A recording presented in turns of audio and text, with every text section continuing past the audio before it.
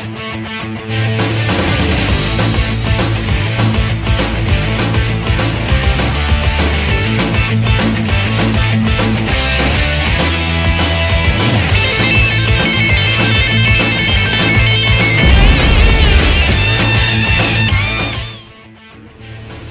and welcome to Media Maniacs. I'm Russell Courier. Now I'm Ashley Point. Hi guys. We review everything And where? Just crazy enough to do it. Hi guys. Hi, how are you? Hi. How's it going, Jamie? Look who's I thought I back. missed my line. My lines. Oh, your line. So anyway, say another great show. You know, guys, I missed last show. I didn't miss it. I watched it. You guys did a great job. Well, thank you. So I had to hurry back. Yeah. Yeah, looks like someone went south. Well, I'm in my surfing attire because after this last weekend we had here, what was that all Oh about? God, no, I don't know. That crazy just winter. We'll just have some May snow. Yeah, just have Christmas in July, Christmas in May. Exactly. My Close mom would enough. love it. No, I mean, I don't know. I mean, I know we're not talking about this today, but you just came back from kind of a little mini adventure that we tried to get credentialed for, but I was a little amazed that we didn't. Yeah, I went to Motor City Comic Con this weekend. How was a fun it? Time. Oh, great. I dressed up as the Penguin. You did? Yes. Did you get pictures? Oh, I got a picture. We'll probably put it up here. You have Just to. yeah. Now, did you go too? No, I had to work that day. Did you? Yeah. So you had fun though? Yeah, I had a great time. Saw Adam West there. Adam West was there. Adam West Was and he like Burt Ward. 90 years old or what? He's looking pretty young for his age, actually. I mean, does he still pull the whole Batman thing? He don't wear the Batman costume, does he? I don't think he does, no. But you had fun though, right? Yeah, great time. Adam West and Burt Ward? Yeah, they were both there, and the Batmobile was there too. The original Batmobile. Yeah, I think Burt Ward owns it, doesn't he? Oh, He does? I didn't know. I think he does. He actually bought the thing. You know, yeah, that would be such a great interview to talk to those guys and say, what do you think of the franchise as it's gone on? I mean, we're talking the technical. I mean, back then, you know, when they used to have the old famous words like "sock 'em" or Kapow, kapow. You know, Yeah, there was I remember watching that. yeah, I I remember decided to go back and look at them. If you watch like the old series, I don't know if you ever have. I have watched. There's a lot of actors that came out of that series. Like, think about Mickey, the trainer of Rocky. Burgess Meredith. Burgess Meredith. You know, he was the penguin? Yeah, he was the penguin. Penguin. Yep. And then you had God, I can't remember. I think I want to say Cesar Romero. Yep, was the Joker. The original Joker. Yep. And Yeah, even though it was a bit campy compared to like Batman now, it's a bit darker. But you know, it's a good idea to get an idea of what there was an impressionist. I know we don't talk about this whole time, but there was an impressionist who did the original. The Riddler, Frank Gorsha, and he was like an impressionist kind of. I mean, you don't see a lot of those anymore, but I mean, you know, you really don't see people that imitate like voices and stuff. Yeah. But that was like really big in the early day, like in the 60s, 70s and stuff. Yeah, Right, look him up sometime. Frank Gorsha, and he played the original Riddler. If they do Okay. it now, it's just like a comedy skit. Right. Honestly. But anyways, business at hand. What are we doing? Yeah, we're going to be getting into gender benders and movies. Okay. In media, besides Media, too. movies, media. I should have said. I don't know if we have top five. We just got regular what we have. Yeah, just a little discussion actually. Okay. But I noticed it was a bit of a fad back in the '80s with gender bender swaps, like top one, Tootsie, Dustin Hoffman. Right. And I mean that was awesome. There were some great lines in that movie. I mean, I've never actually fully seen it, but I did see a bit of it on like I Love the '80s. Bill Murray plays like a secondary character in that. Not secondary. I mean a supporting actor. Oh yeah. And he has so many funny lines, and even Dabney Coleman, which he was kind of a popular actor too. He plays a part, and without giving, I mean, most people have seen Tootsie probably. Yeah, but I think one of the best lines in that is like they were trying to get a close up on Tootsie because she was on television. She was on television. And someone says, "How do we make her look better? How far should we pull back?" And the cameraman goes, "Maybe we should pull back to Cleveland." I mean, it was hilarious. I was just like, that's funny. Little one-liners that get zipped in there. Yeah, I love those little one-liners. Just they need to do more jokes like that. But yeah, Tootsie, I've never seen. I need to watch that. But also other movies I remember, just One of the Guys, just on the opposite. I remember, just as you brought that up, I remember seeing that as also. Yeah, that was kind of a good film as well. And it was the reason why she changed into a man. To be a writer? Yeah, to kind of get a point across because she was like, it seemed like it was sexist or something like that because of her report or something like that she put to her teacher. Okay. And she ended up going to a different school just to get from the male perspective. Right. Which I thought that was kind of interesting. Kind of a similar, but not exactly, was She's the Man. Yes. She goes in her brother's place to a private school to play soccer. Oh, right. Okay, that's kind of It was actually based on a Japanese one of the same title. Really? Yeah.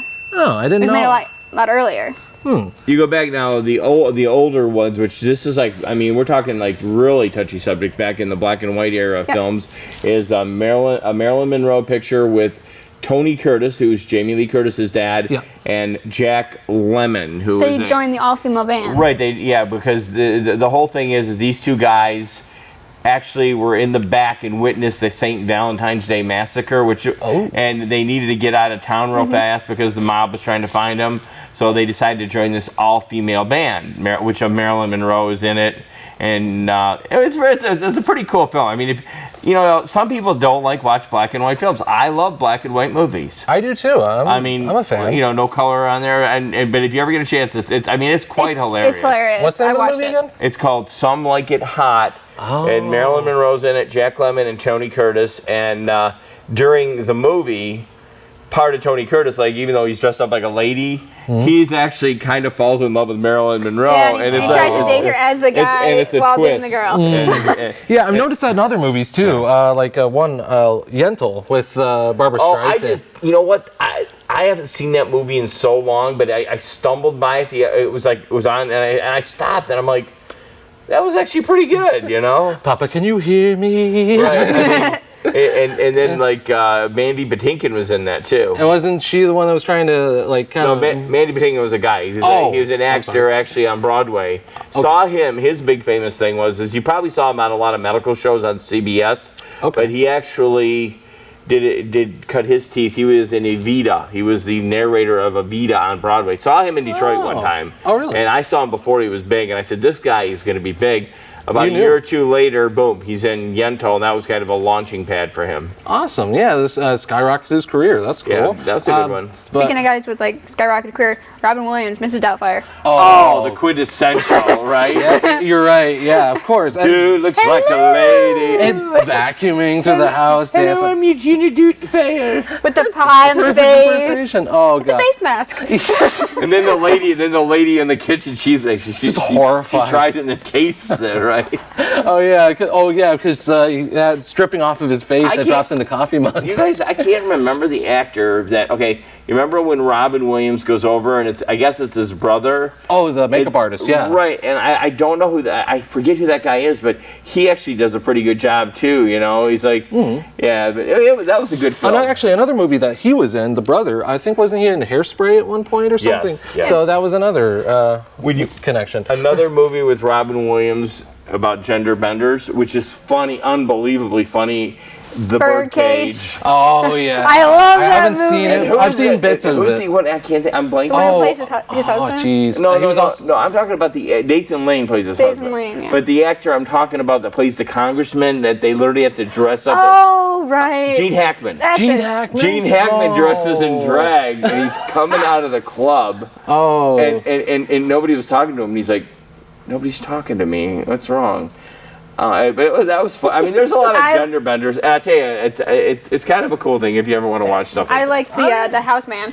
Oh yeah. Hank Azaria. That was Hank Azaria. Oh yeah. Well, I haven't never seen the movie, but I know who Hank Azaria is. Right. I'm familiar with him as actor. One last one on a serious note. I know we got to kind of move it along here, but on a serious note, last year one came out. It was called The Danish Girl with. It had Eddie Redmayne in it, and he played a transgendered person, and it was done very seriously. I'm not too familiar with it. There was another one I was going to bring up. I think you told me about it. This Must Be the Place with Sean Penn.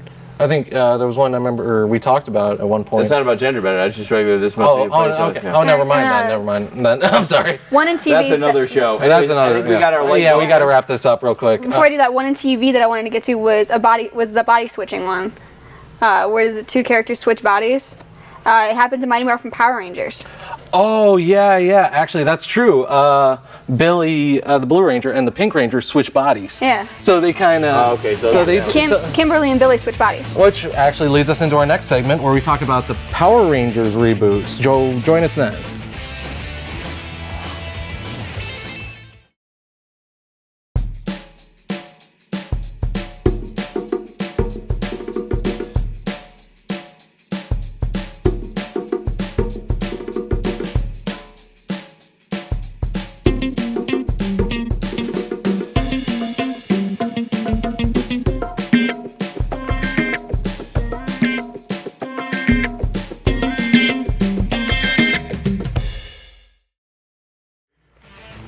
Hello and welcome back to Media Maniacs. I'm Russell Courier. And I'm Ash Point. Hi, guys. We review everything and...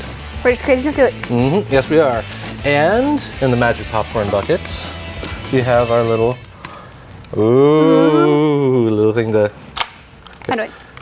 Oh, you gotta... Oh. Remember the morphing sequence? All right, 1, 2. I don't know. Hold it like this. The button's on that side. 1, 2, and put your thumb over here. Over here? Yep. 1, 2, 3. And actually, these things, I paid a good amount of money for these. These are like, I'm a big Power Rangers guy, obviously. You guys probably have heard me talk about Power Rangers a lot on the show. And they're actually making the reboot movie. Yeah. And I'm really excited for it. Coming out 2017. So, yeah, and their suits are amazing. It's not anything like the cloth ones they've used before. It looks like an Iron Man suit. yeah, that's what a lot of people have been saying about it. Ever since the picture from Entertainment Weekly has come out of what the Power Rangers are going to look like. And it looks like a skeletal version of the Iron Man suit. Yeah, with a little light in the chest piece, Yeah. the diamond. And actually, I looked on IMDb and I read alien suits that crystallize over the Rangers, as said in interviews. They've said like how the morphing sequence is going to look instead of just phasing it from like one to another. It's going to like a gel almost, and it's going to crystallize over them like an armor. And you know, it's alien technology. Of course, Zordon's from Altar. You know, he's an alien. Yeah. So you know, I think it's going to be kind of cool with just alien technology. I just hope they don't try to make it too cheesy. I don't think they're going to make it that cheesy or anything like that. Because I mean, it's Mighty Morphin Power Rangers. True. Well, it's not Mighty Morphin Power Rangers. It's just called Power Rangers. They cut out the Mighty Morphin from the title altogether. So But I mean, they're pretty. Yeah. It's based off of the original story. For the most part. Well, there was actually a long debate going on about that before the actual announcement about whether it was going to follow the continuity lines of the Power Rangers TV series or it's going to be just its own movie. It was said that it was going to be after Power Rangers Dino Force. Or, you mean Dino Thunder? Nah, I think it was Dino Force. There's no Dino Force. Dino Charge? Dino Charge. Charge, that's it, Dino Charge. That's the newest one. It was going to take place after that one. Huh. That's going to be interesting. I think I did hear something along those lines. There's been so many Dino ones. There's been Dino Thunder. I actually like Dino Thunder. Dino Thunder was cool because it brought back Tommy. Yeah. And actually, I got to meet the actor Jason David Frank. I was so lucky. He's the one with his own version of martial arts. Yeah, he's not his own version, but I thought he came out with his own version of like it was. He's a grandmaster in Muay Thai. Yeah, he came. I read he actually came out with his own martial arts style. Oh. He invented it. He like combined his gymnastics with his martial arts and stuff like that. The only thing I remember from that is Zach having his hip hop keto thing, but that was in the show in the original series. Yeah. I might be mistaken. I don't know. You know. Yeah. But anyway, the thing that's going to be really cool about this Power Rangers movie is Elizabeth Banks is going to be playing Rita Repulsa. I thought it was going to be a little different. Oh, she's playing Rita Repulsa. They gave her kind of a Scorpina look. Yeah, the green armor look. It's almost like Scorpina meets the Green Ranger. Yeah. And it's kind of interesting with Which the green actually, and gold. it could be part of the plot. Yeah, because, you know, it's just the 5 teenagers. It could throw in, like, an end credit scene with a Tommy character, taking and getting the powers. Yeah. Like, maybe the sequel being Green with Evil. Yeah. That would be really cool. Because, I mean, she hypnotized him and gave him the coin, so. That was, like, what, 5-part series on the I think so, yeah. Yeah, that was a long thing. I loved that show. But it was, like, only one season, technically. Oh, yeah, it was, like, Green Ranger was in the first season and then part of the second season before he became the White Ranger. Yeah. Because he disappeared for a while. And the reason why is because they ran out of the original footage. Yeah. They if you don't know, they use Japanese footage from what's called Super Sentai. This was taken from Kiroru Sentai Zyuranger. Yeah. Big nerd. But actually, I was looking at the casting of it, and Becky G, who plays Trini, actually, I thought that was... Oh, her name's Becky Gomez in real life. I thought that maybe she was related to Selena Gomez, but I looked online, no relation whatsoever. But that's the thing that's funny. They both worked together on Hotel Transylvania together. Really? Yeah, Becky G was music-wise. I think she was doing some stuff in the back. Okay, and Selena played the daughter. Mavis. Yeah, so I was like, are they related? But no. But also, I heard some trivia that Trini is not going to be an Asian character. Well, of course, Becky G is Latin descent, so Trini's last name is not going to be Kwan like it was in the show. Yeah, I figured that since most of the characters are pretty much sticking close to the demographics, I thought they were gonna do that. But I think they're just deciding, we can mess with it a little bit. But here's the thing, though. I looked in the credits, and there's a person named Mr. Kwan. And I'm just like, how can that be if Trini's last name's not gonna be Kwan? Maybe she's adopted, or the parents are split up. Maybe she's part Asian, or that's a good she could have theory. Asian descent, or maybe she's adopted by somebody else, but she took somebody else's name or something. That could be. That is a good sound theory, actually. I didn't even think of that, but we'll see when the movie comes out next year. And like the characters themselves, they're pretty similar to the ones from the TV show. Yeah, and personality-wise, anyway. Well, I'm guessing. I wouldn't know because we haven't seen a trailer yet. There hasn't been a trailer release. So you haven't. Well, there was a whole. I went online and found like a website that had like, okay, this is the character's personality from the TV show, and this is their personality in the movie, and they're all pretty much similar. Blue Ranger being the nerdy one, Yeah. Black Ranger being kind of the, I'm guessing energetic kind of sports type. Yeah, but the main thing that was a big issue with the original Mighty Morphin Power Rangers series was that the Yellow Ranger was played by an Asian person and the Black Ranger was played by an African American person. Where in this movie, the Black Ranger is played by Ludi Lin, Asian actor, which I think that they might have been thinking more towards season 2 of Power Rangers because that was replaced by Johnny Young Bosch. Oh right. Yeah, as an Asian person as Black Ranger, and R.J. Seiler is playing Billy. He's an African American actor. Which one thing was funny, I just want to point out, when I was a kid, my cousin gave me his old Power Morpher, and the only coin that was with it was the Triceratops coin. So I was just, and then I realized that the actor playing Billy has the same initials as me. I'm like, oh, I can relate. So I have a lot of high hopes for this movie. Just seeing the set photos and everything, just seeing like Rita interact with the unmorphed characters. It's just like it almost seems like she's trying to put like seeds of doubt, I'm guessing. Check out set photos. They look really cool. You probably find them on IMDb. Oh yeah, definitely. So you're excited for this movie? Yeah, but you said when we were just talking earlier off screen that Rita's character has 2 outfits. Yeah, in set photos, she wears like this black outfit, kind of like a low-cut shirt, and like a skirt or something like that. She still has the staff that she was wearing as she had before, but then there was other set photos of her wearing the green suit that we saw in Entertainment And that Weekly. could be before she gets the coin and after she gets the coin. Yeah, that could be it. Yeah, she has the coin and she uses the power. She could have been Zordon's disciple or something. Not disciple, but like one of his teenagers with attitude from back in the day or something like that. Or she could be maybe and stole the coin and turned evil. Or she could have been a candidate for the Green Ranger and failed. But still maybe stole the coin just out of spite for Zordon. But there's a lot of theories, because it's so early, we can speculate a little bit without any continuity. But before we wrap this up, I want to say a little thing real quick. William Shatner wants to be in the movie, I've heard. What? Yeah, he was saying he wants to be one of Rita's minions. And I'm just like, that would be really cool. It would take him too much time to say anything. I guess it's just like a Squat or Babu, one of the two. But other people online are saying that he should play Zordon.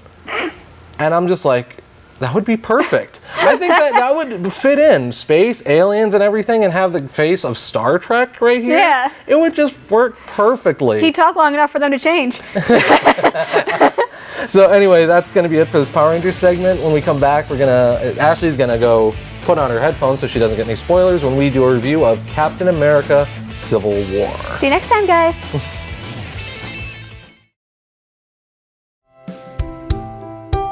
Canine Stray Rescue does just that. Rescue stray dogs for new families. But they need your help. Become a volunteer at Canine Stray Rescue League of Michigan. Take dogs for walks, help them socialize with others, and help them get adopted.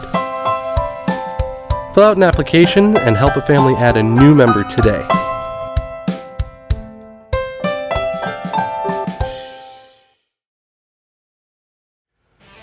Welcome back to Media Maniacs. I'm Russell Courier. And I'm Jamie Hughes. We review everything. And we're just Crazy enough to do it. I was just going to try and join you there, just to make it That's even more. my line. You took it away. It's okay. So anyways, my assignment, I should get like a little Mission Impossible. You send me stuff like your assignment, whether you choose to do it. I went and saw Captain America: The Civil War. Yeah. What'd you think of it? Okay, you're gonna probably think I went left field, novice at this. I mean, Blake, the son number 2, he went the first night, okay, and he really suggested I see the ones before, but I went and I didn't see all the ones before, and they made the movie so even if you were like myself, you could enjoy it without being tapped into the whole. But now I want to see the other ones. Yeah, even though it gave you a little bit of a refresher at the beginning of the movie, but it's still nice to see Age of Ultron before it. Right, I totally get it, but I didn't have a chance to do it. But it was still a good film for me. Got my little souvenir cup, which that's not a little souvenir cup when you're at the movie and you're drinking that much soda. That's like quite the opposite a little, yeah. And a big tub of popcorn too. You had to have that. And also, speaking of tub of popcorn, I brought this in just to kind of lead into the segment too. One of my collection. Okay, my review as a novice to the whole thing. I'm putting my cup down in here in our prop bin. I really enjoyed the introduction of Spider-Man. Yes. Which I mean, I'm used to the old Spider-Mans with the Tobey Maguire. And I was like, Ant-Man, what's this all about? Okay. And then what happens, and I'm not going to spoil it, but Ant-Man really turns out to be a pretty cool character in the whole thing. Yeah, it turns out to have a bigger role than you thought, really. Bigger is the key, very big, very big. Yeah, and Paul Rudd always is funny. Now, here's the deal. I couldn't understand. It's like, this even goes back to our Superman, Batman thing. It's like, how are these like superheroes or, the four, what do they call them again? The Avengers. The Avengers. How are they going to get in a big tangle up in a fight? And if you think about this was literally written, and I mean, I don't know if it was intentional or not, but it was actually written like the Civil War, okay? Do you understand what I'm saying? Yeah, like the historical Civil War. Right, yes, okay. Yes. I mean, but I didn't know how they were going to interweave them. And here's my whole dynamic. I mean, I don't want to spend a lot of time on it, but it came across to me is that, okay, the Civil War in this country was a war fought gentleman against gentleman. And even the young Spider-Man being introduced into the film, he was like actually battling a guy and he goes, "You have a steel arm?" That's awesome. And the guy goes, "I don't think we ought to be talking like this. We're fighting now." And ultimately the captain and I know I'm getting all the characters wrong. Captain America, but Robert Downey Jr.'s character. Iron Man. They respected each other despite the fact they were fighting each other. Yeah, there's a level of respect there, especially when you see Black Panther meeting Captain America at the fight. He just goes, "Captain," and he says, "Your Highness." Right. So it's like, and that's exactly what the Civil War was about, and where I even took maybe even nth further, which you don't have to break it down like I did, but I did. But no, that's really cool. That the document that they wanted them to sign could be viewed as like the Emancipation Proclamation. Could be, yeah. Which basically a lot of people say that, that was just in regards to slavery back for the Civil War times, but it really wasn't. It was a document that basically said we're taking states' rights away. So on one end of it, in the force or I keep forgetting. The Avengers? The Avengers, half of them wanted to go along with the other countries because of the damage that was being all the casualties and everything. It was to regulate and monitor the Avengers, because the Avengers would go in and try to do something really nice, but they'd probably cause a little bit of havoc and there'd be a lot of things to mop up or something. Yeah, just casualties of war. Right. It makes sense, and it's sad when stuff like that happens, but when any type of battle, it's gonna happen anyway. And the piece of paper was an act. Actually, this is all really close to the source material, the actual comic book series Civil War. Yeah. And it was a superhero registration act in the comics, whereas this one was the Sokovia Accords. Right, Accords, and which I mean, I totally put it right into with that documentation, because individual states in the South at that time did not want to vote for that. I mean, slavery was the big proponent and push on that, but there were some states that didn't want to do it, and I mean, some of the Avengers were like, you take our powers away, now we're controlled under a government as the Civil War. I mean, there's such a correlation. I mean, you can literally enjoy this film without enjoying all the superhero part about it, but it was really kind of cool. I liked it. I had a good time. I enjoyed it. Coming from a DC guy, as it shows on my shirt, DC Comics, I love this movie more than Batman v Superman. I'm going to say I probably liked it too. Yeah. I mean, Batman versus Superman, again, like we talked about before, I thought was way too rushed.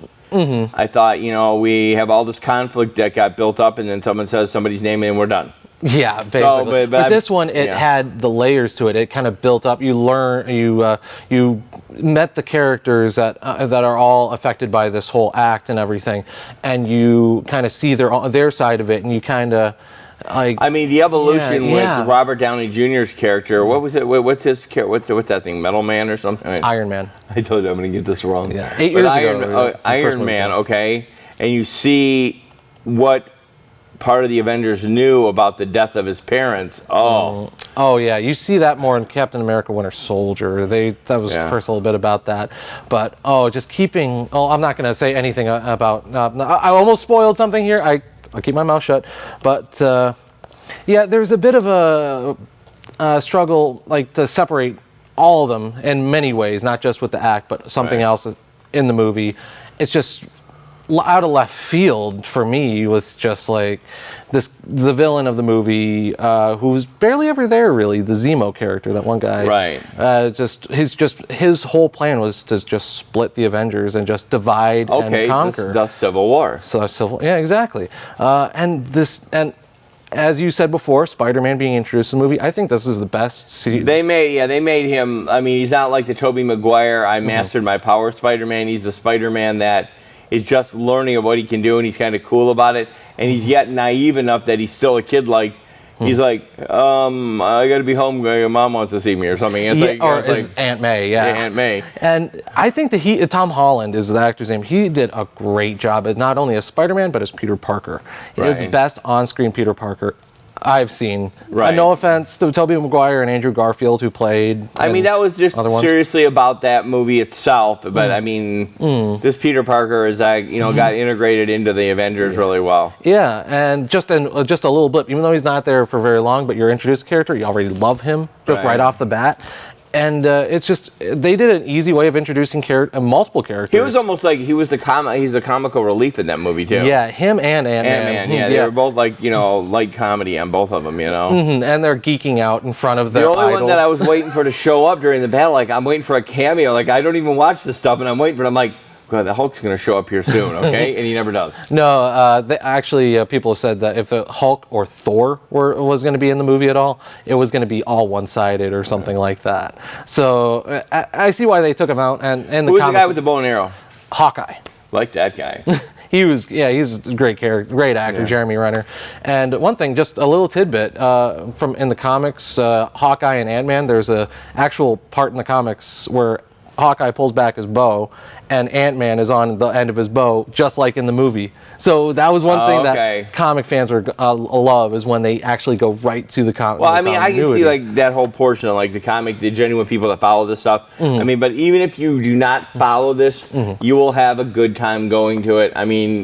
That's kind of the part that you and I have. I don't know a lot about this. I'm asking you, and I play the person that I don't know this stuff, and I'm learning it, and I'm actually appreciating a whole new genre of films that I probably never would have walked in the front door and watched. I guarantee you, if I went to start doing this show and you start telling me to go, I would never go see it. I just wouldn't. Well, I'm glad you enjoyed yourself watching this movie, and it's a great movie. I give it a 9 out of 10. Captain America. If you're gonna drink this much soda and have this much popcorn, just gauge yourself, because I tell you, you want to be there at the end to catch the movie. Anyways, oh yeah, always check the end credits for the movie. Exactly. Anyways, that's it for us on Media Maniacs. I'm Jamie Hughes. I'm Russell Courier.